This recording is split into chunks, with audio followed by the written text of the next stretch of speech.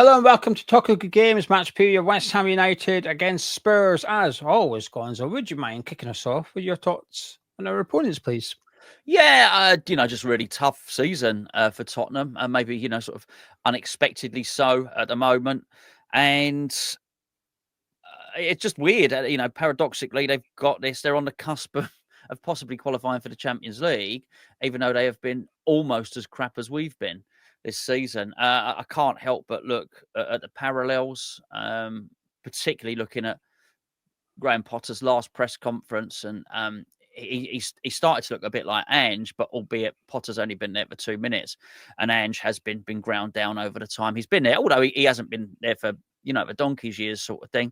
I think the story, as ridiculous as it sounds, the story is probably more Ange than the Europa League semi-final at the moment, and I think I do have sympathy for him, by the way. I do. I never like seeing a manager suffer like that, and I always look at it and think, oh mate, if I had your money, I'd probably be out of there by now. And maybe he is waiting for a payoff, but there's not a man enjoying life at the moment. And as I've said on a couple of occasions, he's gone from jovial Aussie, cheeky chappy, calling everybody mate, to being a bit of a he's paranoid. He's got a victimization complex as well, and he's really struggling. He's walking into press conferences and seeing enemies and waiting loaded questions and then firing back. And in fact, his most recent one ahead of they've got the match tonight against Bodo Glint, and he said something which actually I do remember David Moyes saying this sort of thing. When David Moyes would say, "Well, I'm not." The thing is, these managers do know the record when they go into it, but they say, "Well, I'm not sure how much success West Ham have had recently," but I think me taking them to a European final, and I remember him saying that before he'd even won the Conference League. And obviously, won the Conference League, and he's got a good point, but he feels the need to reinforce what he's done well. And he gave a really, really weird press conference. So, and he was saying, I'm not sure how much success Tottenham fans have had recently, but blah, blah, blah. And he was going on this. And he started talking about being fifth, which was obviously, he's talking about a position they were holding last season at one point. And I think you're 16th. You're not. So it's so clouded, and he's really struggling. And I think it's just really, really tough for him in particular at the moment. But I think we are much like West Ham, dealing with a club at a very top level who make poor decisions, and that is only displayed by how many of Tottenham's former managers have actually gone elsewhere and done pretty well. And that speaks volumes about what's going on at the top of the club. So as much as West Ham fans, Tottenham fans might not like it, there are some parallels. And I'll tell you this now, whilst monetarily they would probably benefit from qualifying from the Champions League, no doubt about it, and they would enjoy a day out if they won the Europa League. We could tell you now from our own experience, winning the European trophy is no guarantee that things are going to get better over the next couple of years. So it's bit of a freak show, Tottenham, at the moment, actually. Not that we aren't. Yeah, horrific season, but one that could be turned into a brilliant season, I say overnight, over the course of the next 3 games for Spurs, should they go on and qualify for the Europa League. And it's sort of like saving grace, so it could be a bit of an issue depending on, as a Spurs fan, if you're Ange in or Ange out. This competition may just determine his future. We'll get on to what you think Tottenham should do in just a second, Gonzo. But as for them, I mean, it's just when he went to Spurs, I was very jealous. I would have loved Ange Postecoglou at West Ham. I'm not going to pretend I wouldn't have. And then when he first went in, and they were just playing really good football, winning games, or at the top of the Premier League, I thought, wow, this is almost everything I thought Postecoglou would bring to the Premier League, and it's happening. I'm even more annoyed. But since then, since the first 25% of his games, since the first half of the first season of the Postecoglou, it's just been downhill slowly and slowly. Yeah. It's just getting worse and worse. And it's got to the point now where, we talk about how we're fortunate there's 3 worst teams in the Premier League. And this is going to sound ridiculous, but Spurs are fortunate there's 3 worst teams in the Premier League, because come the end of the season, we may finish above them. All we need is a couple of wins and we'll finish. They could finish 17th in the Premier League this season. It is horrific for a club of that size with that ambition. And it's, well, they've got the stadium. We would look at our stadium and say, well, that's been a bad move and it's a bad stadium. How are we going to be successful? Well, they've got the stadium. They don't have that excuse. But the way that that club's run, and they're going through similar issues that we've had, where they're rinsing their fan base. We've had Save Our Concessions. They've got Save Our Seniors. Very similar issues going on. We've just won our battle with West Ham over that ticketing policy. Spurs is still ongoing. Pay the most money for season tickets in the Premier League, and that's the football that they're getting. They've got every right to be disappointed. They've got every right to feel aggrieved. And there'll be pundits out there that say, what are you mourning for? You might be in the European final. Surely that's enough. Well, you're allowed to be more ambitious than 16th in the Premier League. You're allowed to want Champions League football competing for trophies, but ultimately he potentially has them competing. Now, as Gonzo said, context, we're recording this during the day on Thursday due to our schedule, so they haven't played that first leg yet. So when you're listening, you will know the outcome of the first leg. It may be 5-0 Spurs. They may have just got beat 5-0, so you'll be thinking, hang on, there's no way they're getting to the final. We don't know at this point. Gonzo, should they sack Postecoglou regardless of the outcome of the Europa League campaign? 100%. 100% they should. But I'm not sure it's going to fix anything. But he's gone. He has checked out. He can't turn that around now. He is mentally checked out. As I say, he is completely paranoid. He feels like he's being persecuted. It's like the old joke about the paranoid schizophrenic. I can't really be a paranoid schizophrenic if they really are out to get both of us.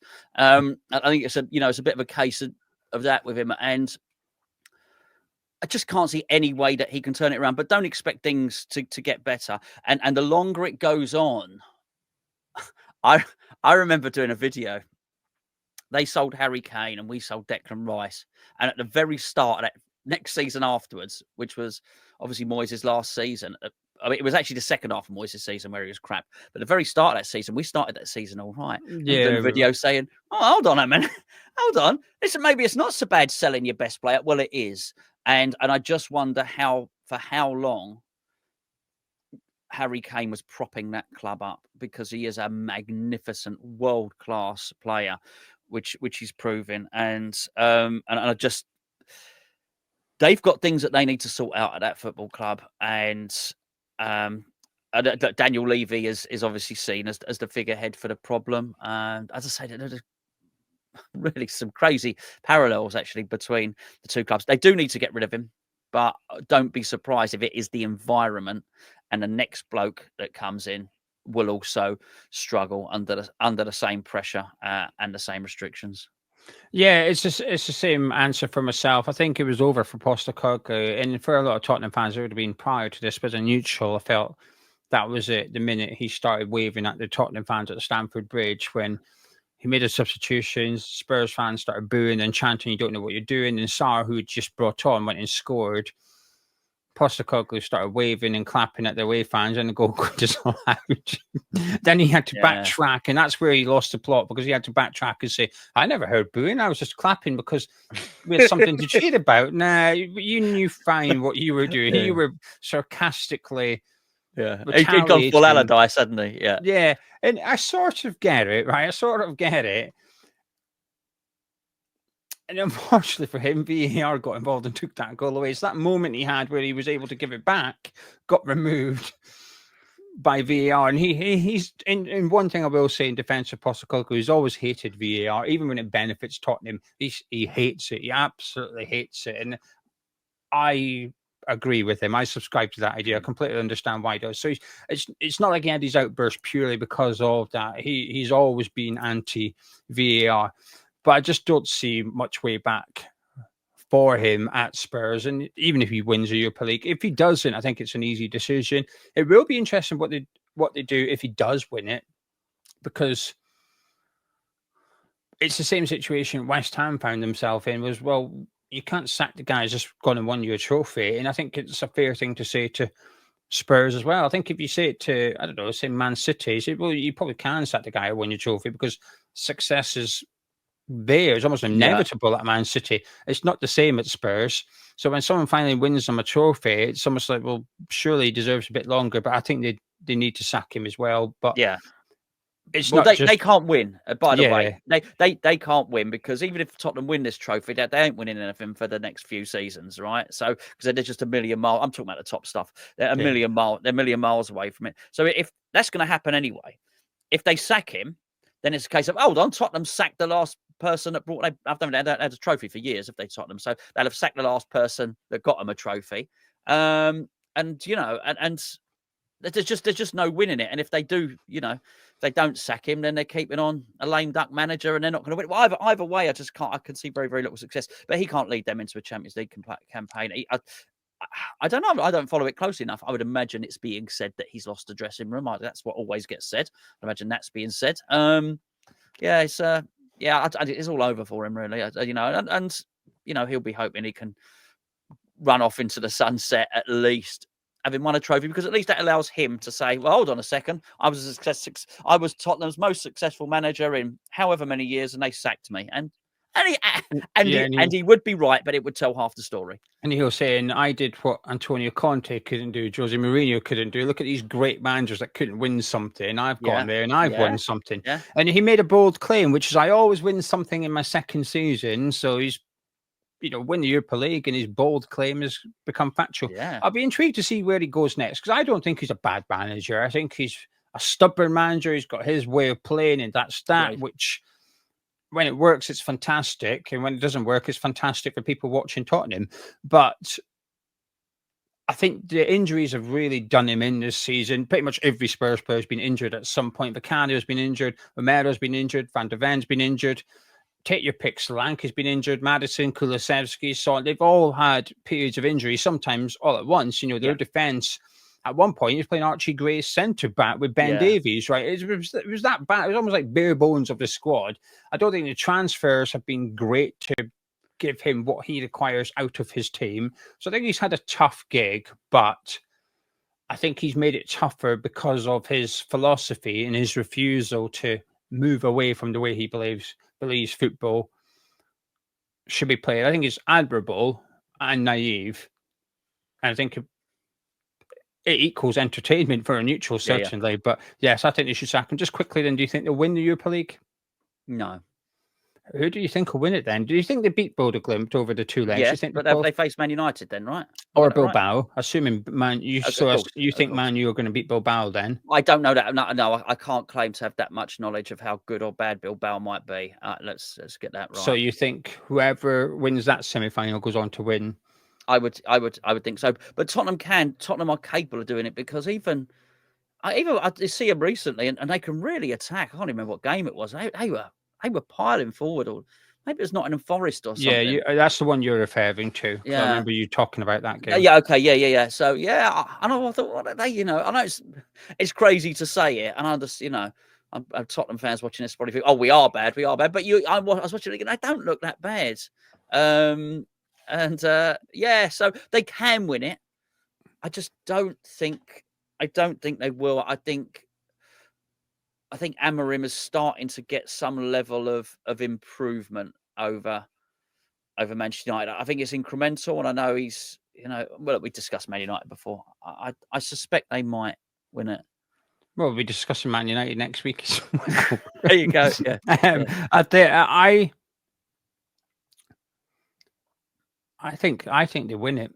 Really? Spurs, yeah. I don't want them to, but I think they'll beat Bodo Glimt. I think whoever they come up against Bilbao. Now, I don't know loads about Bilbao, but I think if they were to face Man U, I think they'd beat Man U over 90 minutes. I don't know why. I just think they've got their players coming back as well. He's got options. He's now got Spence, Porro, and Udogie all fit. He's got Van der Ven and Romero fit. He's now got Bergvall, Madison, Richarlison's back. Not everyone's cup of tea, but good player. He can make a difference. Solanke is now fit. So he's actually got the big players back at the right time. He's gone all season without them, but now at the bit where they're needed, they're sort of all available.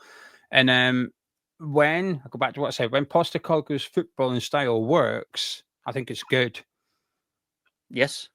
And now he's got his team back. I think it might work again. And I think that might just be enough for them to go on and win Europa League. But wait and see. Last question, as always, players you admire? Yeah, I think you've mentioned almost all of them. Van der Ven, I think, is a tremendous player. Porro, I like Udoggy, good doggy. Bergval is a really good player. Good promising future, as has Archie Gray, obviously not as a central defender. I think Solanke was a good purchase as well. I think he's a good player. So they got, that's without Kulusevski, such magnificent players. I think, Son, but I think Son is Son's a shadow of player since I think Kane he's left. Terrible this season. Yeah, as I say, he's the shadow of player since Kane left. I think he might even be injured for this one anyway. But I think he's certainly injured for tonight's game and the Europa League. Plenty of good players, mate. Plenty. Yeah. Bergval, I think he's only 18. He's really young anyway. He looks brilliant in midfield. He's one of those players I could keep an eye on him and see how good he gets in the Premier League. But I think he's possibly my favourite central midfielder from them. Bentancur is good on his day, but I don't know. I think Bergval just got a bit more than what the others do, like Basuma and like Sarr. I think Spence has had a great season as well. I dismissed the possibility of him coming to West Ham. It was a hypothetical one given by a subscriber last summer, and I said, nah, I don't like his, I don't know, the way he came across or the way he was portrayed by the media because of the Neil Warnock thing, and then there's rumours he participated in an influencer charity match. There was a masked footballer, and there was a lot of talk it was Spence, and there was evidence given, and it looked like it could be him. Now, since then, it's been denied by Spence, but at that time, I was, nah, don't touch him. But I think he's been fantastic for Tottenham at left back and at right back. Really good season for him. And I think Kulusevski was brilliant in the first half of the season, picked up an injury, and it's not quite worked out for him yet, but he's back now in an important time. But I think he was, I think he had a really good start to the season. And that's why I go back to Postecoglou's been missing big players at pivotal times this season, although it still doesn't really equate to being justification as to why they've had such a poor season. Anyway, shall we part Spurs and discuss West Ham? Yeah, I guess so. Team news. To be fair, it's good. It's good team news again for Graham Potter. He's maybe not had his squad of players. He's had the squad of players available for pretty much his entire tenure here. Came into a difficult period, of course, with Bowen injured, then Somerville got injured, but only Somerville and Antonio out for this one. Ole Scarles missed last week. We expect him back. Alvarez, it's a back injury. It's a mystery back injury, so we'll figure out. But Graham Potter, I'm holding him to his press conference last week before the game against Brighton. He said he'll miss this week, the Brighton one, but he should be back for next week. We'll wait and see. And I think we're going to discover if there is a fallout or it's a genuine injury. You can include him, Gons. I wonder what you want to do, not what you think Potter will do. So that you've got no Somerville or Antonio. Evan Ferguson's back as well if you wish him. He was ineligible last week against Brighton. You can select him. So apart from that, all good. Your goalkeeper in defence, please. Areola to continue in goal. I thought I think he played well. Aaron Wan-Bissaka, obviously, at right back. I'll go with 4 at the back for this one. Me too. We'll go with Todibo and Mavropanos as your 2 central defenders. I will go Emerson for this one, I think, yeah. I would go Scarles for this one. It's not because Emerson's done anything wrong. I just want to see a little bit of change. I want to freshen the team up. I want to get Scarles in there. We're going to talk about the magnitude of this fixture in a few minutes' time. But spoiler, I'm going to say it's a big game for West Ham. Mm-hmm. So if we can get some players into this team that actually care about this fixture, that would benefit us, I think. And I'm not saying Emerson doesn't. I just think Scarles will care more. I think when you come through the academy of a football team, regardless of which football team it is, I think the history of the club and what fixtures mean to you sort of, I assume, get taught to some extent. You will feel it. You will feel what the fan base are thinking, what they're saying. And even, Scarles is a West Ham fan, but even if he wasn't, I think he would understand what this fixture will mean to some of the fans that are in attendance on Sunday. Yeah, drop Kilman for me. I think he's been poor for a month now or something like that. Put Todibo and Mavropanos in there. Wan-Bissaka and Areola pick themselves as far as I'm concerned. Now, before I get your midfield, Gonzo, So I'll point people in direction of this video sponsor, which is Match Bingo. Thank you very much to Match Bingo for continuing to support Hammers Chat. It would be very difficult to do this as a job without Match Bingo's support. If you've already downloaded Match Bingo, fantastic. Thank you very much. Do get involved this weekend. And there's other games on there other than just the West Ham Spurs games. There's £10,000 up for grabs every single week over a Match Bingo, with £250 up for grabs in this fixture. £2 per go, and we've got 2 promotions for you. Number 1, if you're a newbie, download the app using the link in the description below or the QR codes on your screen. You deposit £10, they will give you £10 credit for free on top. A lot more bang for your buck. And promotion number 2, you buy 4 cards for this game, you will get your 5th card free, and it's only £2 per go. However, it is a gambling app, so please do gamble responsibly. 18 years and over only. What is the app? Gives you events that you need to occur in the game. First line, second line, full house gets paid out. £250 up for grabs. You probably know how it works. You've heard us explain it before. Get it downloaded. Gonzo, your midfield, please.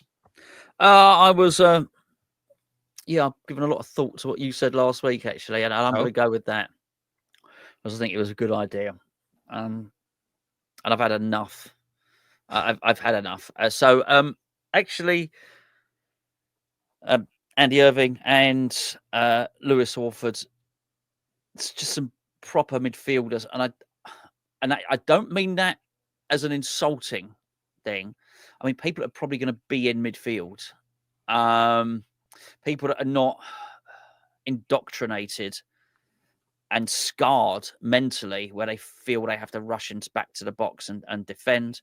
We covered it on Monday when we did our player ratings for at least 2 of the goals where we had players in, we covered Souček's role in one and obviously Paqueta's role in another. And they're just a tendency to try and sort of swamp back. And Thomas Souček, I just wonder if he spent too long being that auxiliary centre back when Rice was given his freedom. And we just have situations where that area is vacated, that midfield area where I've still got the images here if you want me to use them. Yeah, please. Because this is the Brighton goal. Just before the build up to it, and you can see Ward-Prowse is going out to Stupinian. Paqueta is over on Hinshelwood. And then you've got Souček linked to Ayari. But it's fine. Defensively, we're all right here. Then you've got our back 5 there, which Emerson's out a little bit, but he's on his way back because he was pushing up. But you've got Kilman next to Welbeck. You've got Mavropanos looking over his shoulder at O'Reilly. And then you've got Wan-Bissaka out on the right touchline up against the Dringa. But the midfield, as Gonzo's speaking about, they're all in the correct position for this defensive phase. But what we're going to do now is switch to, 5 seconds later, and Adringa's just played the ball back to Hinshelwood, and the highlighted player with the orange cone around him is Ayari, who goes on to score, but the ball's just the way it get played to him. But what we're looking at here is the 2 West Ham players, the 3 midfielders. Ward-Prowse is now well out on the right-hand side, but Paqueta and Souček are in the box. They both just dropped right back in there, leaving all this space between Kadus and Bowen in our midfield, which is where Yari picks up the ball, looks up, picks his spot, and bends into the top corner. But you can, just to go back again, look where Souček and Paqueta are, and 5 seconds later, Souček's on the penalty spot trying to defend the box, anticipating a cross, which didn't come. Yeah, absolutely. And we covered the other goal as well in our player ratings, which is over on our Patreon channel. Got a 7-day free trial if you want to check that out. Patreon.com/Hammers Chat. The link is in the description below. We do player ratings after every game and go through in a lot more detail than we do in our reviews. And it was a similar story for that goal as well. And I think a lot of it is fear. And as I say, it's just so embedded and so ingrained that you cease to have a shape and you cease to have players in the position that they're meant to be in. So your instinct is to be defensive and your instinct is to protect, but actually it does the complete opposite. It makes you easier to play against and easier to break down. So I just wonder if people that aren't scarred by that in terms of Orford and Irving, might just hold those positions. And you mentioned it last week, and I thought it was a really good idea after you said it. So I'd play them 2 in central midfield. I also think they're just not scarred overall by this depression and melancholy, which appears to be permeating the whole team. and the manager, to be fair, who looked completely fed up as well. They're not part of it. They have no blame apportioned to them.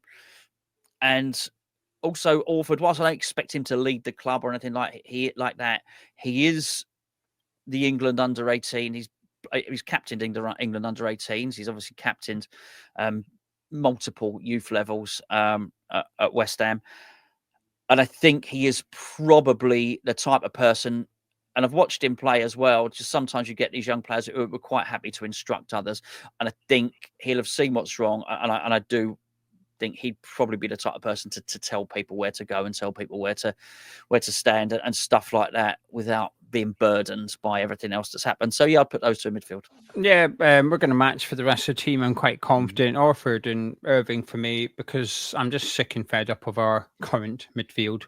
Orford will move the ball about really well in midfield as well. He'll be spraying those passes. And I think we've had a real issue with playing that ball through the middle of the park. That transition from defence to attack, I think we really struggled with the link-up play. And I think Orford's style of play will overcome that. I think he will be a real benefit. My only concerns over Orford is inexperience, which you can only get by playing, and his lack of physicality. I don't really care. I think sometimes you can make up for that in other aspects of your game because you're intelligent enough, you read the game well enough where you don't get drawn into physical battles. Attitude, aggression. I think Orford will bring exactly what we need to this team. I want to see a reaction. And I think, again, as I said with Scott, putting some boys in there that understand this fixture will only be a good thing. Irving, he's never let us down. He's never been, man of the match. And I understand that what we're discussing here is removing the goal threat of Thomas Souček, but I don't really care. I'm also removing one of the issues with this team, actually, because on Saturday, I think you've seen the good, the bad, and the ugly of Thomas Souček. You've seen the good aspects of his game, and I thought you also saw the bad aspects of his game. And in terms of the goal threat, I'm sorry, but we don't have enough goal threat with Bowen, Pochettinos, Kadus and Fullkrug in the team.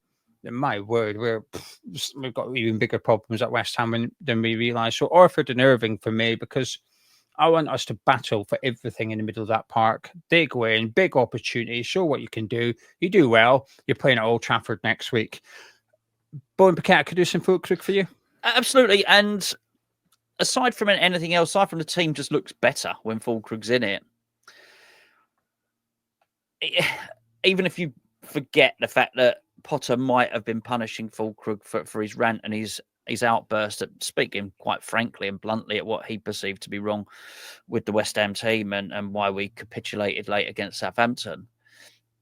The team is crying out for leadership at the moment.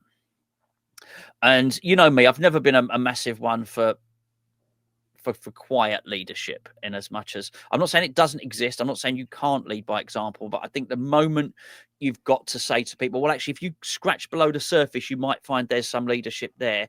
I don't doubt, and that should be prevalent in every team, right? But if you've got to go searching for it, I don't particularly want it pointed out. Right, that's for the other players on the team. And I have no doubt that Jarrod Bowen is leading by example, and I have no doubt that he is not a problem in this West Ham team. So let me get that absolutely right. I'm not pointing a finger at him at all. And I would also say the same of Aaron Wan-Bissaka. I would also say the same of Lucas Paqueta at this point as well. But the one person that's actually displaying what you would archetypally expect to see from a captain or a leader is Niclas Fullkrug. And he looks to be the only player that's got a pair of bollocks about him at the moment. And I think for that reason, I was a whopper of an error not to put him in the team. He'd had a week's rest before the previous game. As you mentioned, he still played 45 minutes anyway. And the suggestion that he was resting him is just a nonsense. Insulting. I think it's insulting. It is insulting. And we've heard this excuse about Evan Ferguson that, he's just not being played because we're looking after his fitness. That's not the reason at all. He's not being played because Potter doesn't think he's good enough. And that's the reason. It's nothing to do with fitness at all. So I don't like being told this stuff. And but after a little while, if you think you're being misled, then you just start to make your own conclusions anyway. West Ham need Fullkrug's leadership. And I would go this far to say if he doesn't start him, West Ham have got no chance of winning this game. And so he has to start. All the rest, speak for themselves. And Paqueta, Bowen, and Kadus. Yeah, Bowen back in his best position. And Kadus, that goal last week, I'm hoping is really going to get him going because he's such a confidence player, but also he turns up against the big clubs. The Kadus against Man City, Liverpool, Arsenal is different to the Kadus against Brentford and Wolves and Palace. And it might just be because he fancies a move to those clubs, so he's going to turn up and perform against them. Whatever. But I think this is maybe one of those fixtures where you might get the up for it, Kadus. I bloody hope so. I'm hoping that goal's done him the world of good. He looked incredibly relieved when he scored. It was the scrappiest goal he's possibly ever scored. He did not care. I do not care. I want him out on that left-hand side causing carnage, to be honest with you. And those front four have to play for me. Anything else I won't be happy with. He's not going to play our midfield, so I'm not going to be upset or disappointed when a lineup comes out and it's probably Souček and Ward-Prowse in there, what I expected, really. But that front four must start. Unless one of them's injured, obviously. Apart from that, I ain't having it. Had Potter said, I didn't play Fullkrug last week against Brighton, it was tactical, I would get it. I said, fair enough, you're playing counter-attacking football and you feel like Bowen and Kadus are your best options as striker in that 3-5-2 formation. They possibly are. All right, fair enough. But he didn't. To say it was fitness, that's when hang on a minute. This ain't the math ain't mathing. The math ain't mapping here. He's not fit enough to play the first 45 minutes, but he's fit enough to play the second 45 minutes. Right, okay, that makes sense, doesn't it? So he's got to start in this game. Simple as that, as far as I'm concerned. Gonzo, do you care about this game on Sunday? I do care about this game on Sunday. I do care. West Ham are on a slide at the moment. West Ham are getting worse, and we need this addressed. I need to try and have some confidence that things are going to get better next season. And if we're going to keep the same manager, and if he's not going to get the players that he needs to transform the club, because I had some pushback against this when I said it earlier on in the week. Potter is already proving right now that he has to have things just how he likes them in a correct environment because he can't get the best out of players he's inherited. I don't even think that's remotely sensational to say that. It's and if what we're hearing is true, and I understand it might be total and utter nonsense, but if we're not going to have any money, we're not going to be able, we're reliant on getting players out the door, then we better hope that all that stuff happens very, very early in the window. There's no guarantee that. A lot of clubs come in very late. If what we're reliant on is someone coming in early and buying Kadus, it might not happen. So it may well be that next season we have this manager and he still has a lot of these players. He's got to get a tune out of them. And if that's the case, and it might be, I need to start seeing that he can do that. We can't keep losing games. So, yeah, I very much care, actually, very much care. I don't like losing to Tottenham.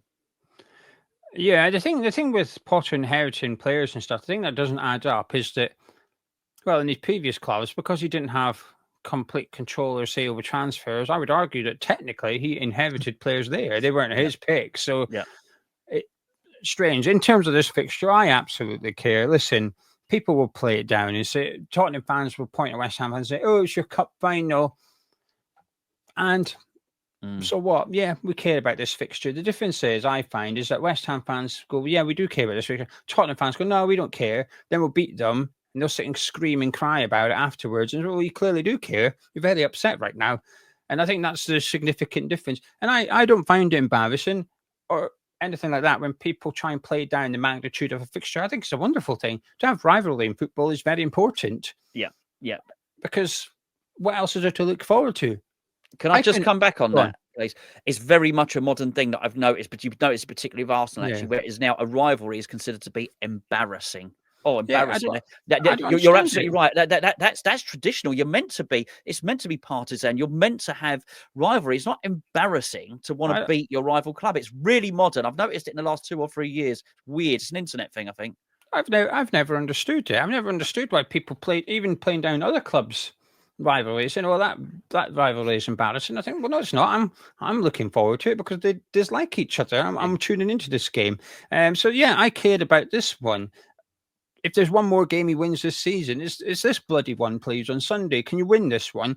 Unfortunately, Potter, pressure's on a bit because you're likely coming up against Tottenham reserves on Sunday as well. They've got Europa League semi-finals either side of this fixture. I think it's fair to assume that he won't play Romero and Van de Ven against us. He might play one, he might play neither of them. Especially if the game tonight is 1-0 or something, so it's quite a tight affair. He's really got to rest his players up on Sunday, and they absolutely should. Spurs should be prioritising the Europa League. They should be dismissing this. So maybe for this one-off fixture, Tottenham fans go, we don't care about it because we've got bigger fish to fry. Fair enough. But we don't at West Ham. We don't have bigger fish to fry. This is one of the biggest games for us this season because we don't have European football, because we don't have a cup run.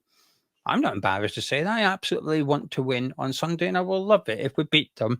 Just like I think it'll be incredibly funny if we were to beat them on Sunday and finish above them this season. That we were crap, but not as crap as they were. It would be fun. Something, a minuscule of something that I can take from the season and go, man, that was all right, weren't it? Anyway, so I absolutely care. Do I care about Nottingham Forest at home? Not really. I'm not arsed about that game. Ipswich away, not arsed in the slightest. This one, 100%. So please, Potter, make sure the boys are up for this one and win it. And if you can't get up for this game, then that will concern me. You talk about getting a tune out of them. I think getting a tune out of their attitude is Sunday, because if we win on Sunday, it's not going to change. I'm not going to say, maybe we can do all right next season.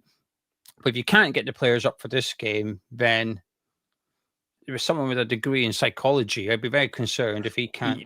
Exactly right. Read the room on this one and get them up for it.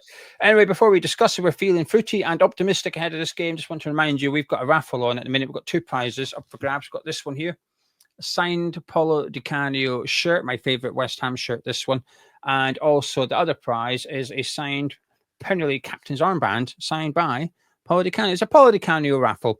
It's £5 per ticket. The raffle ends on Sunday at 8 p.m, which is after the game. So you can get a ticket by going to the link in the description of this one. We will have a second raffle up very, very soon, which will be either Bowen Dix, Brooking, or No Ball. Bowen Stick! Sorry. We're just waiting on the shirts to arrive at Hammers Chat HQ before we decide what we're putting up. But the reason we're saying that is we don't want anyone getting tickets for the Di Canio one. We put one up next week, going Bowen shirt, and go, hang on a minute, I would have kept my £5 for that one if I knew about it. You know about it. Thank you to anyone who has entered. Good luck. And just for transparency, the money's coming to Hammers Chat. This isn't a charity raffle or anything like that. It's to raise money for Hammers Chat. Okay, capiche? Fruity? No, I'm not feeling fruity. No way. No. Negative. Chance. Yeah, absolutely. I can't. I can't. Yeah, absolutely.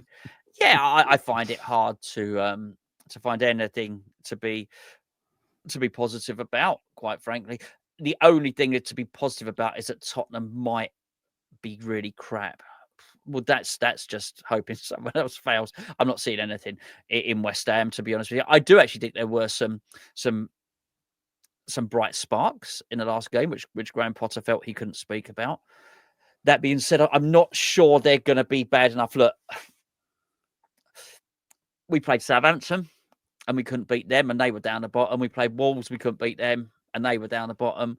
Tottenham were down the bottom.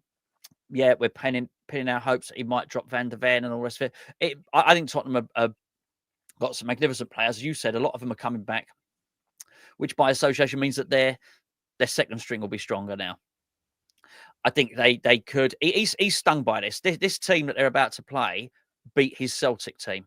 He knows all about them. And I listened to his press conference, and he was saying, look, if you guys think I'm coming up here now expecting to get rolled over and have, and all the rest of it, forget it. I know what you can do, and we're motivated. They're motivated. He knows. He is crediting Bodo Glimt with being a more dangerous team than they actually are.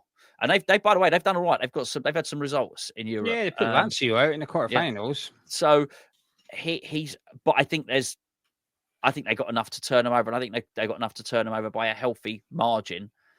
That actually, not that the return leg will be like a given necessarily, but he'll still want to beat West Ham, and there is a way to beat this team, and that is to absolutely go for the jugular and to go and attack them. And I just don't think we will.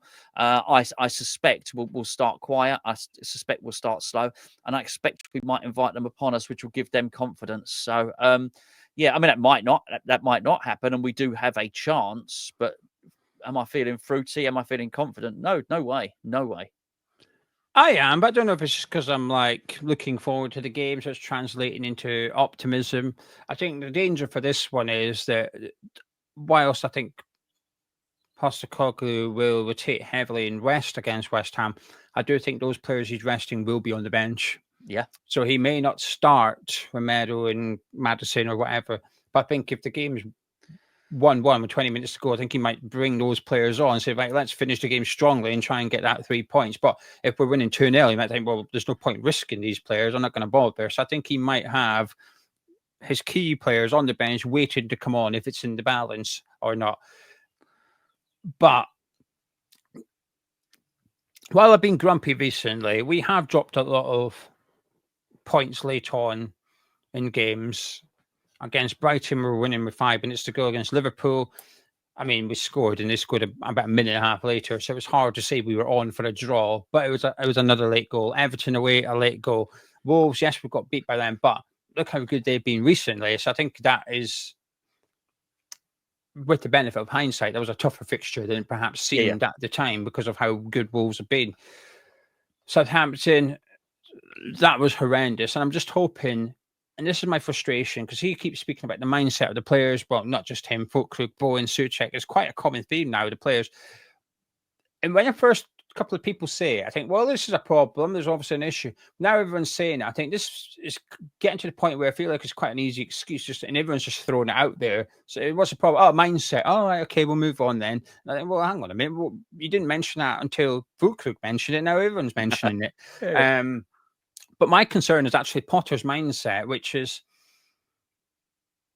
against Brighton, bringing Soufal on, against Southampton, bringing the striker up, putting Souček on, going to 5 at the back. Actually, your mindset with the substitutions is what's worrying me and also arguably causing us to drop points. We've got to see a reaction from him. He looked angry. I know you think he was maybe, what did you call it? I thought he was playing to the galleries a little bit. I thought it was authentic. I thought his frustration and his anger, I thought it was genuine and real. And if it is, I think you're going to see something on Sunday which suggests it was. I think we're going to see a reaction from West Ham. We've done all right at the London Stadium against Tottenham. I think the last 4 games at the London Stadium against Spurs, we've won 2, drawn 2. So there is a bit of sort of pressure there. You don't want to go into that press conference on Sunday and say, oh, Graham, first time Spurs have won here in 5 years. What do you make of that? Because that's just bang, he's going to go then. Yeah, I'm actually looking forward to it, Gonzo. And I'll hold my hands up and say, because it's against Spurs, bring it on. Any final words in your score prediction? I'm predicting your prediction here. Yeah. My thing. Yeah, it's good. It's a good little section of the preview. I can't quite. Unfortunately, it's a self-fulfilling prophecy with this sitting back stuff and with us conceding late, because continuing to concede late keeps encouraging us to sit back. So if we do find ourselves 1-0 up after 80 minutes, then we are going to sit back, because the mentality, he can't change it. He can't fix that. That's he's already proven he can't fix that. And also, as you mentioned, the messaging from his substitutions tells them to get back. As I've said, whilst he's going, get forward, he's taking attackers off, which is saying, get back. And they're scared and they're petrified. And I do understand what's happening. I do understand why everyone's running back in a box, because they're desperate. They want to win. They don't want this to happen. The players are desperate to see a game out.